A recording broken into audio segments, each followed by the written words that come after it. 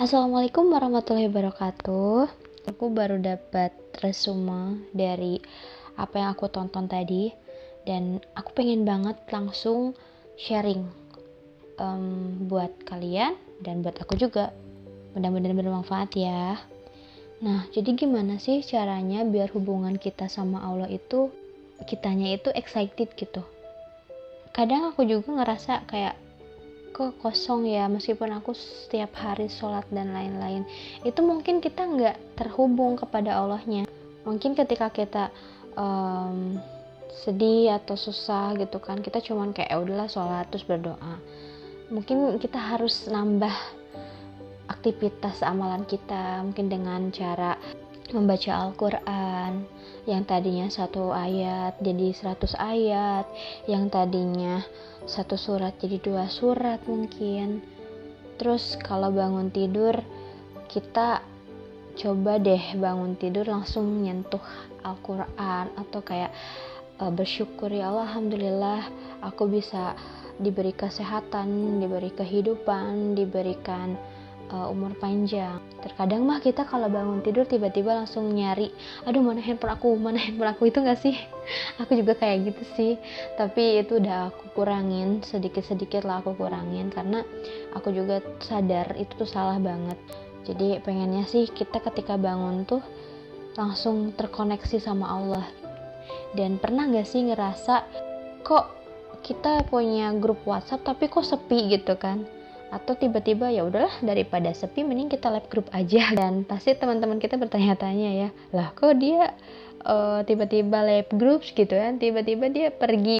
Kita aja suka sering mempertanyakan hubungan kita terhadap manusia ya gitu kan, loh kok dia gini, loh kok dia gitu. Entah atau mungkin kita berteman, atau mungkin kita berhubungan sama lawan jenis kita, misalkan pacaran gitu ya, loh kok dia gak ngehubungin aku sih. Kayak kita tuh lebih posesif gitu. Tapi apakah kita sering mempertanyakan hubungan kita terhadap Allah? Apakah kita memiliki kepekaan yang sama dengan Allah sebagaimana dengan kita mempertanyakan teman-teman kita, orang lain, kemana ya mereka? Terus apakah kita pernah kayak ngerasa, kemana ya Allah, kok aku kayak ngerasa ditinggal? Kalau aku sih pernah ngerasa gitu, dimana mungkin teman-teman aku nggak tahu di mana sekarang, terus aku emang tinggal sendirian jauh dari keluarga. Terus kayak kalau misalkan ngerasa sedih, kok aku gini banget ya, kok semua orang pergi gitu, terus aku ditinggal, terus aku nggak punya siapa-siapa. Dan aku suka, ya udahlah, mungkin aku cuman punya Allah aja gitu kan. Jadi aku balik lagi ke Allah. Mungkin itu sekarang ya yang aku rasain. Kalau dulu mungkin aku ya udahlah, hepan aja. Dan gak mungkin kita bisa baik dengan manusia kalau hubungan kita dengan Allah aja amburadul kayak gitu, ya gak sih? Gak mungkin menurut aku sih ya. Jadi kalau kita nanya, kenapa ya kok hari ini aku bete banget, kenapa ya kok aku hari ini gak enak gini gitu, gak enak banget, kenapa ya, kenapa gitu. Nah, mari kita refleksi terhadap diri kita. Mungkin jawabannya adalah, yuk perbaiki hubungan kita dengan Allah, perbaiki hubungan kita kepada Sang Pencipta. Mungkin kita perbaiki dari mulai sholat kita. Inti sholat kita itu apa sih gitu kan? Mungkin karena sholat kita hanya sebagai penggugur kewajiban semata, jadi kita ngerasanya mungkin karena sholat kita hanya basa-basi belaka, jadi kita ngerasanya kayak gitu. Atau mungkin karena lisan dan hati kita lalai mengingat Allah, tersibukkan oleh dunia, jadi kita ngerasa seperti itu.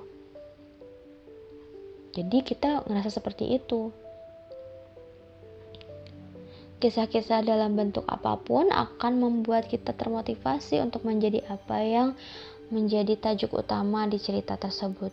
Yang cerita-cerita yang bikin kita terpengaruh gitu. Kayak mungkin kita terlalu terdramatisir oleh cerita-cerita selebgram, cerita-cerita artis, atau mungkin idol-idol kita gitu, terobsesi dengan mereka. Sedangkan kita lupa kisah-kisah zaman Rasul dan para sahabat itu harusnya lebih menginspirasi kita di zaman sekarang, karena kan sejarah itu bakal berulang, ya nggak sih? Coba kita refresh gitu ya, kayak story behind turunnya Quran surat Yusuf. Itu karena sahabat Rasulullah SAW. Kadang kita bosan gak ya? Kadang kita agak bosan gitu loh baca Al-Quran, karena kalau misalkan kita baca sama artinya kan isinya itu perintah sama larangan ya. Tapi bosan itu wajar, manusiawi kok. Dulu para sahabat juga merasa monoton. Akhirnya para sahabat bertanya kepada Rasulullah, apakah ada ayat jenis lain ya Rasulullah gitu ya. Lalu setelah itu Allah turunkan Quran surat Yusuf untuk dijadikan pelajaran secara universal.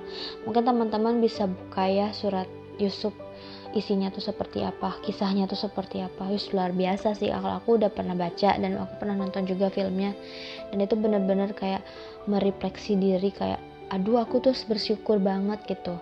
Coba kalau aku ada di posisi Nabi Yusuf dulu gitu, wah kayaknya aku gak sanggup gitu ya.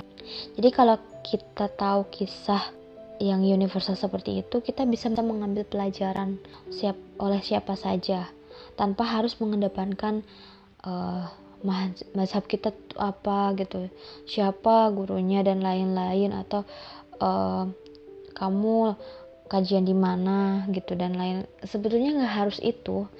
Kita kan berislam tuh nggak harus melihat itu, ya nggak sih? Ya udah, kalau kita Islam aja gitu. Kita tidak akan menemukan perdebatan dalam mengambil pelajaran dari kisah-kisah orang yang Allah pilih gitu. Jadi makanya ya makin rajin ngaji, ya insya Allah makin baik pula akhlak kita. Umar bin Khattab tuh ya memiliki hobi mendengarkan kisah. Ia pasti meminta nasihat dari orang-orang yang ia pandang lebih dalam urusan keimanannya. Apa ibrohnya? Beliau mengambil ibroh dari kisah ketika Umar bin Khattab bertemu dengan bapak dan anaknya yang sangat akrab. Bapak itu sebelum pergi berjihad ditahan istrinya yang sedang hamil untuk meminta izin tidak ikut perang. Akan tetapi, ia dengan berat hati ikut berperang, dan sebelum ia pergi, ia mengelus perut istrinya seraya berdoa agar Allah menjaga anak yang ia titipkan padanya. Beberapa waktu kemudian, bapak itu mendengar kabar istrinya meninggal. Ia meminta izin dan bergegas pergi ke Madinah menuju rumahnya. Akhirnya, ia pergi ke makam istrinya. Nah, di sana ia dapati kuburan istrinya bersayap. Lalu ia bertanya-tanya. Warga seluruhnya menjawab bahwa istrinya wanita yang salihah dan menjaga dirinya dari dosa. Mereka pun membongkar kuburannya dan menemukan istri beliau dalam keadaan duduk menggendong anaknya yang masih hidup.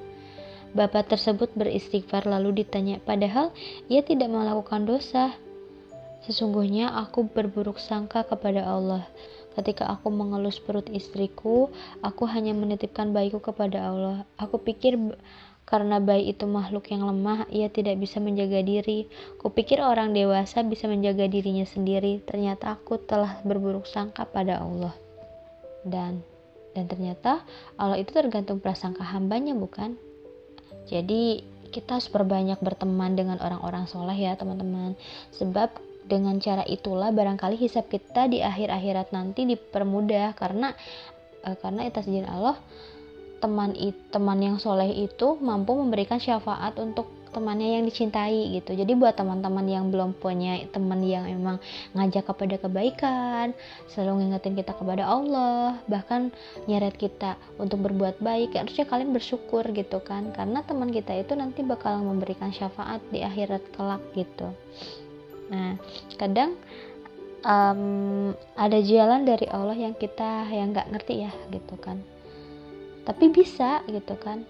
Dan ketika kita beristighfar, kita berusaha, ini adalah jalan Allah, ya pasti akan terjadi gitu. Nah, jadi kalau menurut aku ya, kita harus menitipkan nasib kita itu hanya kepada Allah. Yang intinya kita harus yakin, hakul yakin Allah pasti memberikan anugerah dan kebaikan dalam hidup kita, asal kita mau. Yakin aja sama Allah 100%. Pasti Allah cukupkan kebutuhan kita. Itu janji Allah. Masalah kita itu gak yakin, seolah-olah apa yang di tangan Allah itu ada, padahal jauh lebih nyata apa yang ada di tangan Allah, karena gak bisa hilang gitu. Allah nggak pengen nunjukin fisiknya, rezekinya dengan mata telanjang kita, gak mungkin lah, takutlah kita. Sebab Allah pengen kita lihat dengan mata batin kita, dengan iman kita, dengan basyirah kita.